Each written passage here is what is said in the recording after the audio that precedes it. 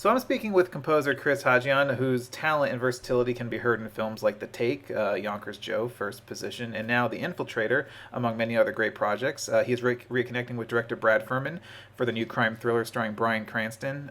Chris, thank you so much for speaking today. I know it's a bit late for you because you're in New York, but thanks for making the time.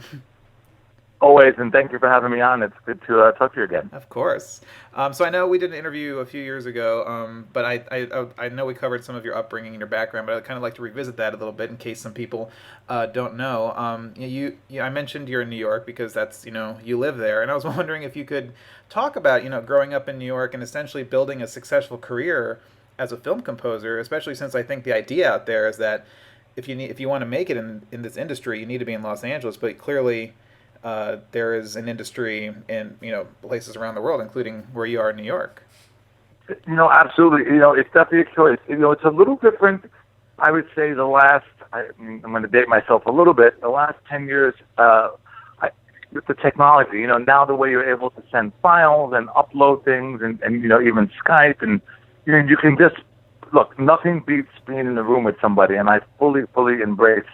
Anytime you start a creative connection or start a project, you got to get in the room, at least in those beginning stages. Right. But the technology has made it possible for composers to work all over the place. And look at all the European composers. I mean, they're not necessarily always in the same room. So New York, as you know, has a very vibrant music community and a pretty vibrant film community. Be it smaller than LA and not as ensconced in the studio system, but right. There's a lot of quality films coming out here, and there's a lot of composers who make their homes here, Carter Burwell and Elliot Goldenthal and Howard Shore, and a lot of big ones, and some other terrific composers who are working in the arenas that I'm working as well. So for me, it was a choice. I grew up with my dad being a trumpet player and a big presence in my life musically, and frankly, I didn't want to be that far away from him. I wanted to kind of stay in his world musically and be here, and then my family. I started my family here, so it just ended up like it felt right for me to stay here and build my career here. With that said, I go out to LA a ton and always have been for the last 15, 20 years. So, you have to go where your contacts are, and you have to make sure that you're always nurturing those contacts and showing people that, yes, I live here, but you know what? You want me there tomorrow morning? I'll be on a red eye and I'll be there. No problem. Exactly. So, and yeah, you do that sometimes. There used to be a thing years ago, a lot of non-LA based composers and had 310 cell phone numbers right. that they would forward. I thought that was kind of brilliant. Oh yeah, what time is flying ticket? 1. Oh, can you make it at 5? And to give themselves a little more time to fly it.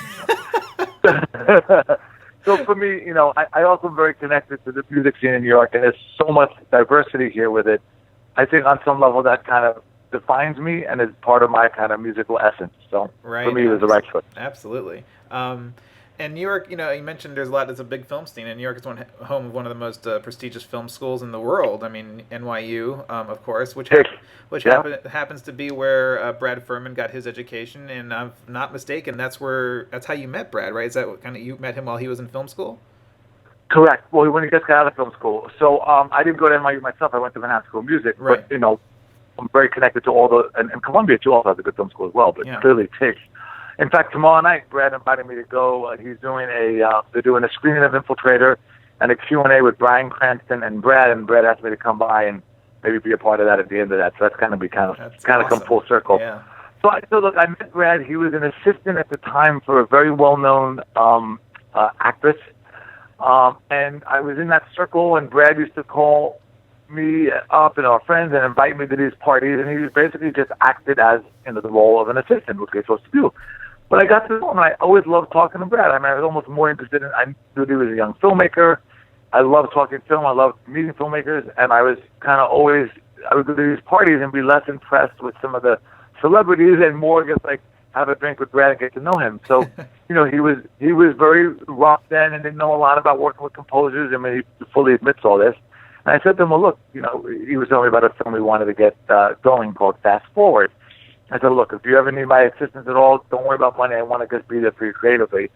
And it's about 6 months later, he called me because remember you said you were going to help me? Well, now I need you. And I believe in him so much. I believe in him as a creative person. I believe in him as a force. And I believe in him as someone who would be a great partner, a great friend and partner. So, you invest in those relationships, and that's everything for a composer. I mean, that's the path for almost every composer to get where they got, right? Whether it's those relationships, whether it's Coen Brothers and Carter Burwell or William Spielberg, and it goes on and on. Tornatore and Morricone, it goes on and on. And ultimately, you need that, a few of those great creative partners for their careers to grow, and then hopefully they remain loyal, and hopefully politics does not allow you not to do their films, because that can happen too. Yeah, absolutely. But it's essential. I mean, it's the only way to build your career, and it's the only way to kind of grow and gain the trust of directors. And you kind of end up growing together, working on projects together, and pushing each other creatively. Absolutely. I mean, yeah, he scored his first feature, The Take, and then he kind of went on to make. He made some other great films, Lincoln Lawyer and Runner, and he looks like he had kind of an obsession with this kind of crime thriller genre. And now you're back together for The Infiltrator.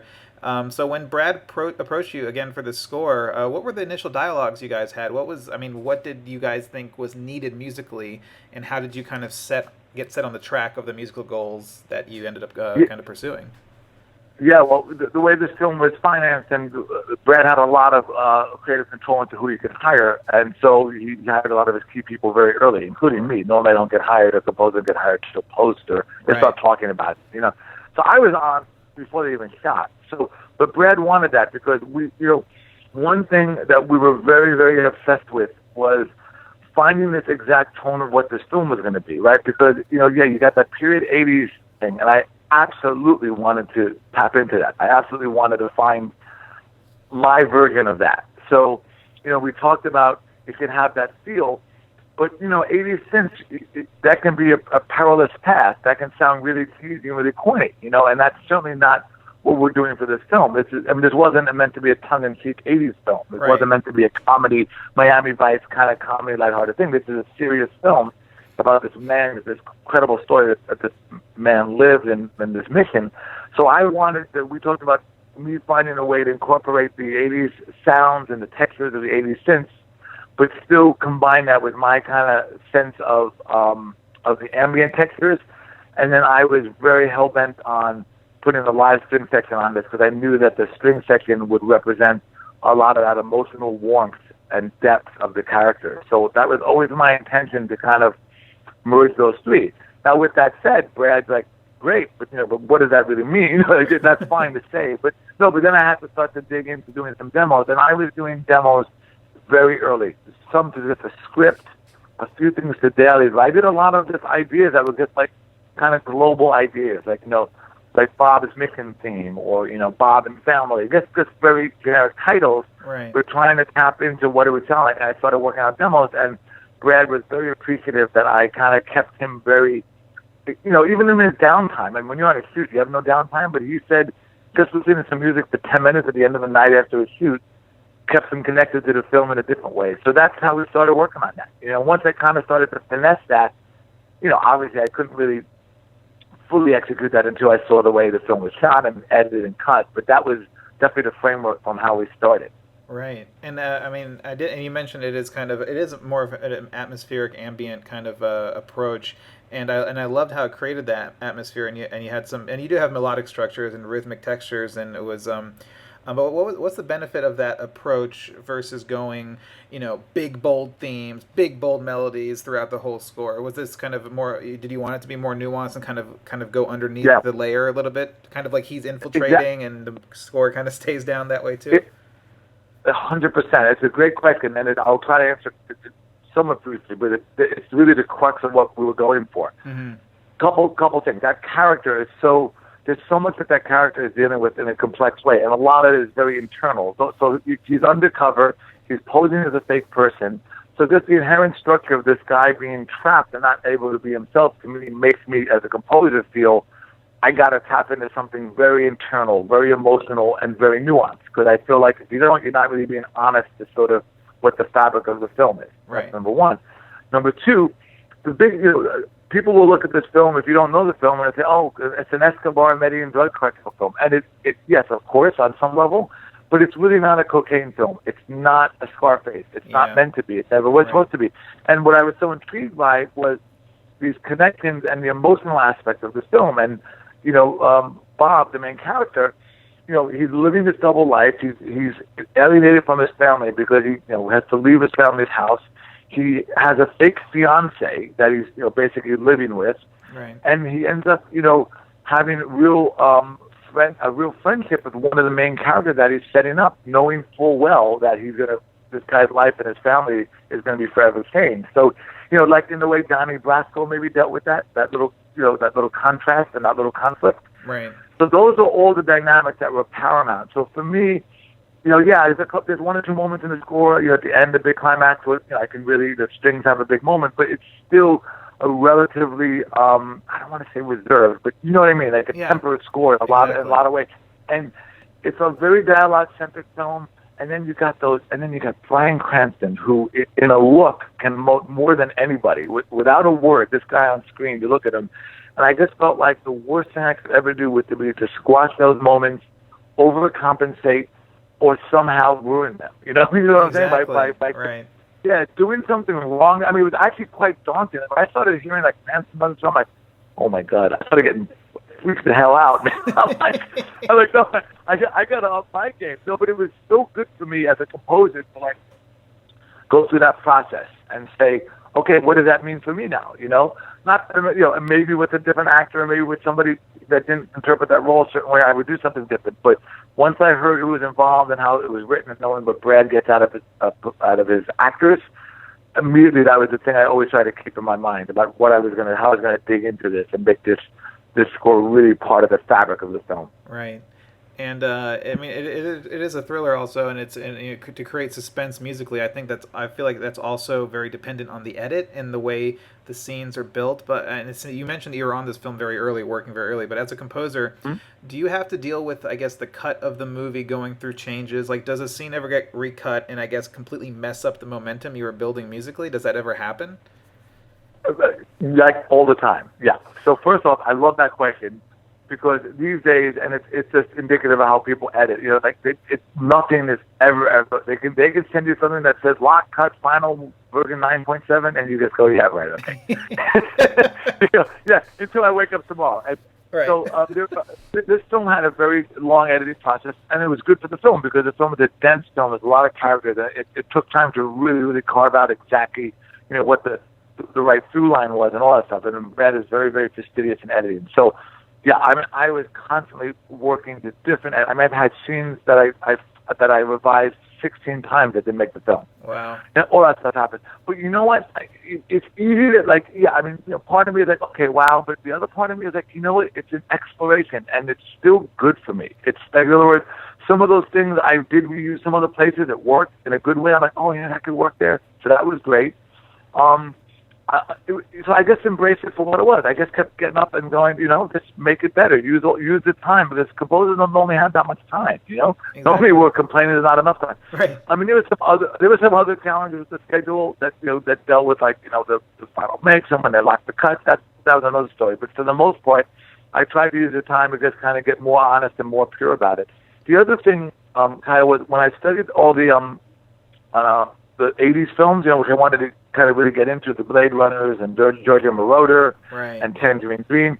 The other thing I noticed, and I expressed this to Brad, was that, we live in the era now where, in my mind, every film is overspotted. There's too much music, wall to wall, all over the place. And in certain genres, I get it. Kids films, like that kind of stuff, comedies, I kind of get it. But in dramas and any other genre of film, I feel like it's ridiculous how much music is in the film. And I think that's to the detriment of the craft. Now, when I looked at the films in the 80s, and if you look at films in the 80s and 90s, you notice there's far less music. There's longer scenes, and then there could be 5 or 6, 7 minutes with no music, and it's just a very different aesthetic, Absolutely. And I thought that's brilliant because I responded to it because I felt like the music really, really had a beautiful place when it came in, and you didn't get desensitized to so much music. So we tried to carry that tactic into the film, and the performances are so strong that, you can have 2 or 3 scenes in a row that are 4 or 5 minutes with no music. And it worked. And I think that also subliminally gave us the essence of an 80s film. You know what I mean? Because it's just the kind of thing that, an audience doesn't think about, but, there's some sense in your mind that, that's the way films were made back then, you know? Right, and I definitely can take that from the score. Just if you just look at the score itself and the way you guys structured it, I mean, you have kind of shorter tracks, and it really looks like it's meant to. The music is more strategically placed than kind of laying a whole blanket down over the whole thing. So it's definitely, Correct. yeah, definitely the effect is felt, and I think you guys did an amazing job. I think such a great effort at building that suspense, that texture, and you mentioned that you didn't try to copy an '80s sound, and it's true. When I describe the score, I like it has a vintage sound, but I never immediately go, oh yeah, '80s. Like it has that kind of vintagey sound, but definitely built its own identity. So I think you guys did an amazing job. Well, thank you, man. I worked really hard at that, and you catch yourself sometimes. And look, it doesn't mean, you do the best you can, and you want all those sounds to have their own character. But to me, it's how I put it together. It's almost, I looked at the writing of it. There's the writing of the stuff, and there's the production of the stuff. And the production of these kinds of scores that become these kinds of hybrids are almost, as important, and you spend more time on that. And I didn't want it to feel, even though I described it as those three kind of approaches, I didn't want it ever to feel like it was evident, like, oh, now it's the strings, and now, okay, there's an ambient thing, and now there's an 80s. I wanted it to feel like just seamless and how it merges in and out. So that was always my goal, that like at any given time, it would be floating between those kinds of styles, right, and then right. and hopefully creating my own. The other thing was, with the suspense and thriller aspect, you probably noticed this, but like there's almost no drums in this entire score. It's Right. like very, very, very minimal, and that was by design. We got in there, and there's so many scenes when you see the film that you could say, you go to those big drum palettes, that film composer 101 tactic that works, and I get it works, but we didn't want to do that, and also Brad just wasn't a fan of that. I mean, a few moments I tried to bring in a little drums. I snuck a few in there that he liked, but by his temperament, he didn't like that. And I kept saying, this is going to be a really cool challenge for me. And I kind of know what he meant. It was sort of just, I think, our own way of giving more identity to what we were creating. So all the rhythmic, all the intensities and pulses are created by synths and reverse sounds and, by and large, melodic instruments that are moving, or pedals on synths. Stuff like that. So Wow. That's what's creating a lot of emotion, not percussion and drums. Yeah, wow. Well, looking up, I guess, what's coming up for you, it looks like you might be breathing some new life into a new Woody Woodpecker film. Is that correct? I saw it's on your slate.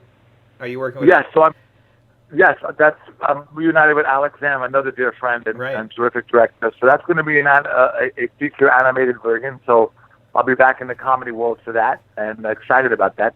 And then I'm currently working on a very, very interesting series for Sony Crackle called Startup. And that is a similar vein to Infiltrator, not with the retro you feel, but very, very edgy, atmospheric sonic landscape. And it's a terrific series. I hope that it finds an audience because I think you're going to really like it. It's Martin Freeman and Adam Brody, and it's very well written and directed. Well, I can't wait to dig into those. That's going to be exciting to see them and hear what you cooked up for them. But Chris, well, thank you again for such an amazing and insightful chat. It's always a pleasure, and congrats on the great critical acclaim for Infiltrator and the supremely engaging score you wrote for it. But it's always a pleasure to talk to you, Chris. Thanks. As well, thanks for making time, man, and all the best. And I hope to talk to you again about some other projects.